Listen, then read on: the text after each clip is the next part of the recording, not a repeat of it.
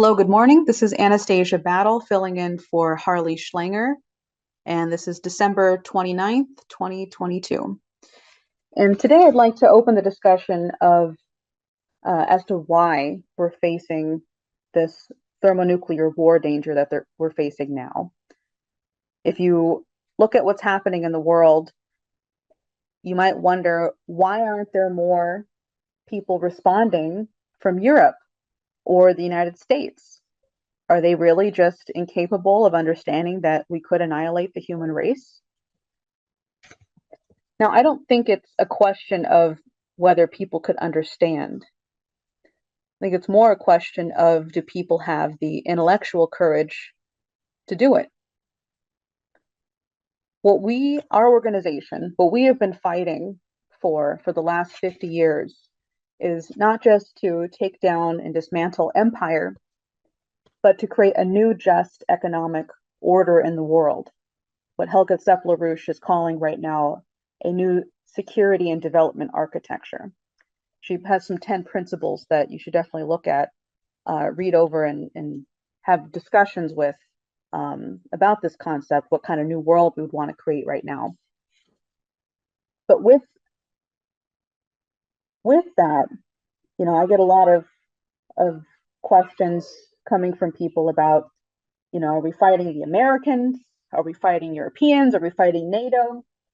Yes, there are Americans, there are people in Europe, NATO itself. These institutions do represent a part of that empire. But what we're talking about is something much bigger. It's global.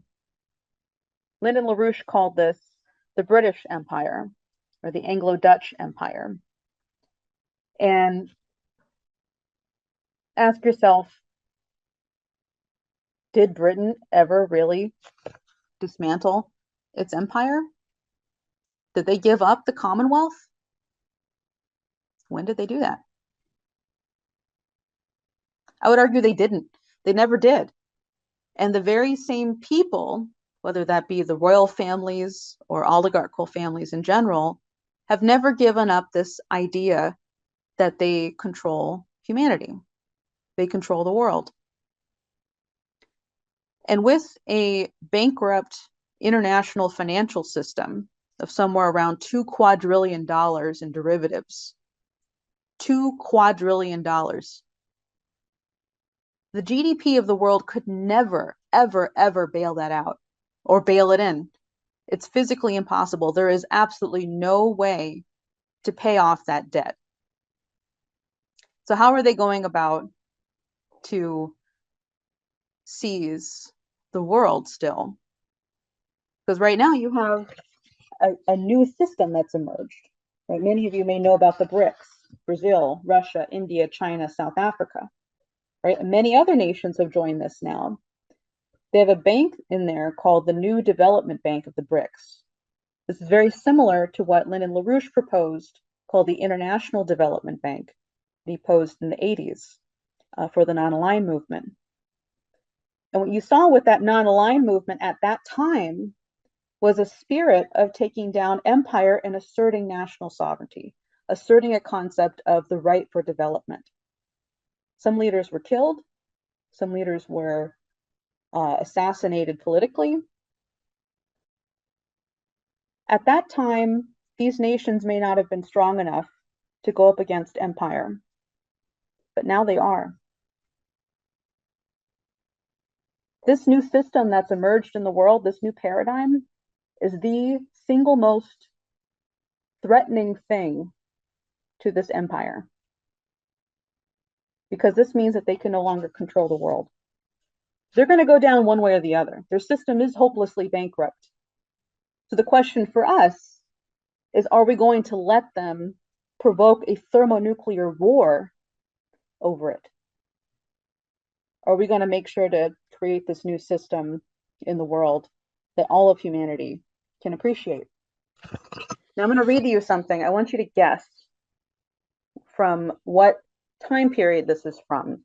This is former Prime Minister of Russia, Dmitry Medvedev, and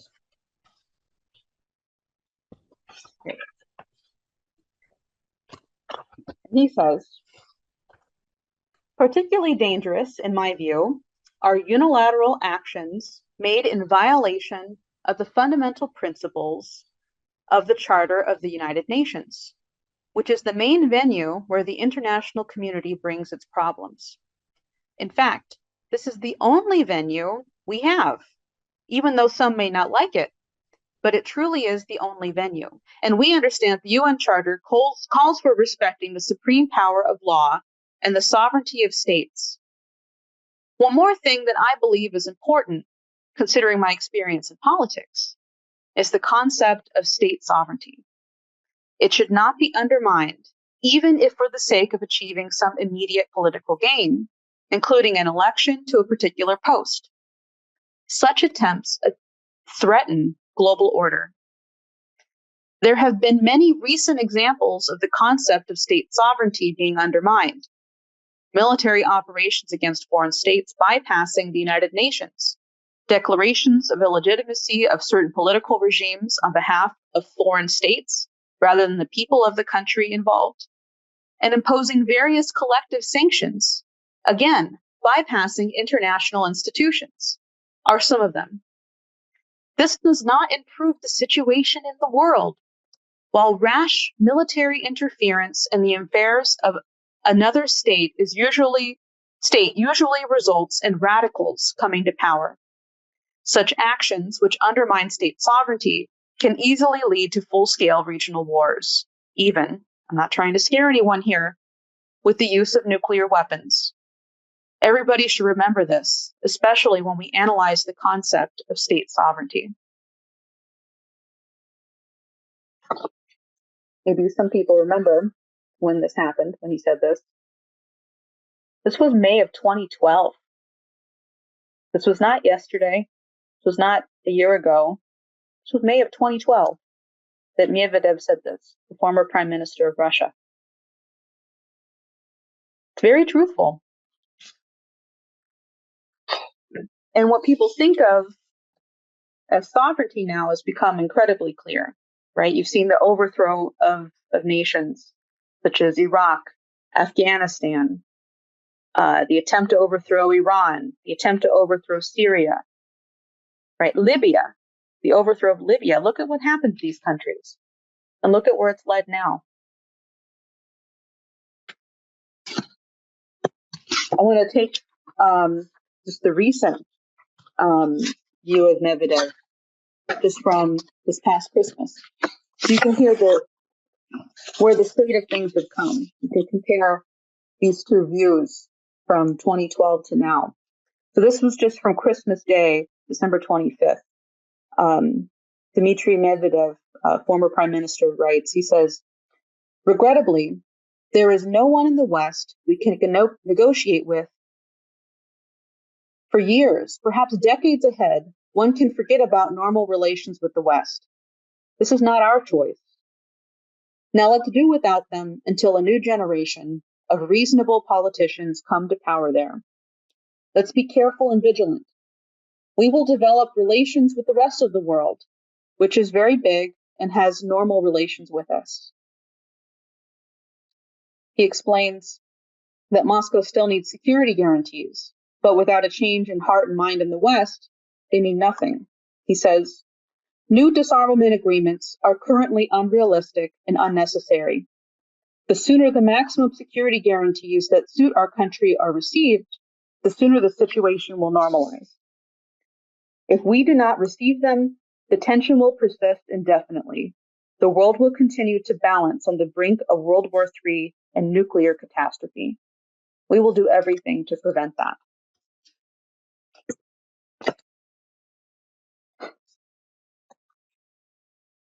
That's how quickly this situation has shifted from 2012, literally a decade ago, 2012 to 2022.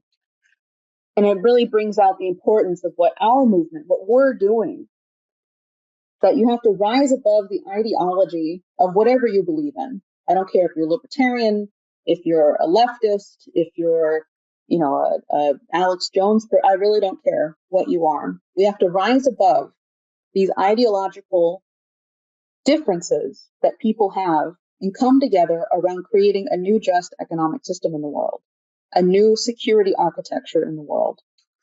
And what we put forward, what the initiative that Helga Zeppelrouche has put forward around Pope Francis, that he has offered the Vatican as a place for peace talks. We can make this a place for actually creating this new just economic system, for creating this new security architecture, but we have to organize it. Now, that might seem like a daunting task for some people because it feels like it would mean a miracle. But isn't that what we need right now? Why cower in fear and wait for something terrible to happen when you have the ability to act now? Now, what myself and other members of the LaRouche movement have done, you might recognize myself and my husband, who intervened on Obama, saying, you overthrew Ukraine in 2014. You overthrew the legitimate Ukraine. We need more of these kinds of interventions. We need more interventions like what Jose Vega and Kynan Thistlethwaite did with AOC. We need you to do those kinds of things.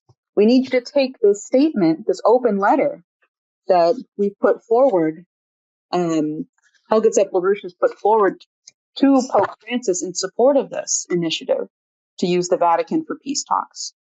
We're currently reaching out to every denomination right now. The whole LaRouche movement is doing this around the world. We've gotten leaders from the United States, leaders from South America, leaders from Africa, leaders from Asia to sign on to this open letter. I'll link the statement down below. We have new signers. There's now over 30 of various leaders from around the world. I want you to take this document and get it to a handful of your leaders in your area, whether they're congressmen, senators, whether they're social leaders or religious leaders. Get this into their hands. Read it to them if you have to. Doesn't matter if you think it will happen or not. And then report back to us. Report back to me. Tell us how that response went. Even if it's a good or a bad response, either are excellent, because finding out how people are thinking, the lines that are being pushed to prevent not just peace, but a change in the world from happening is very important for us right now. We need as much intel as we can get, and you're part of that process. You're part of that movement. So we need your help in doing that. So please, if you've done any kind of organizing, leave a comment down below with what you've done. Please sign up with us at the LaRoucheOrganization.com. Leave your contact information so we can talk to you some more about what's going on. Brainstorm some more about how people can get this initiative out. The other thing that you can do is we've been holding vigils, candlelight vigils, singing the song Dona Nobis Pacem, which means grant us peace.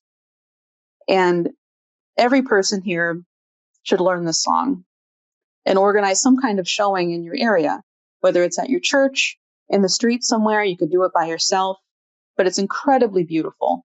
It's really inspired many people around the world to have the confidence to go out and stop World War III. So I would encourage you to do those two things in particular. Write back to us. And the last thing I would say is become a member of our organization. Become a financial supporting member. Help us be independent.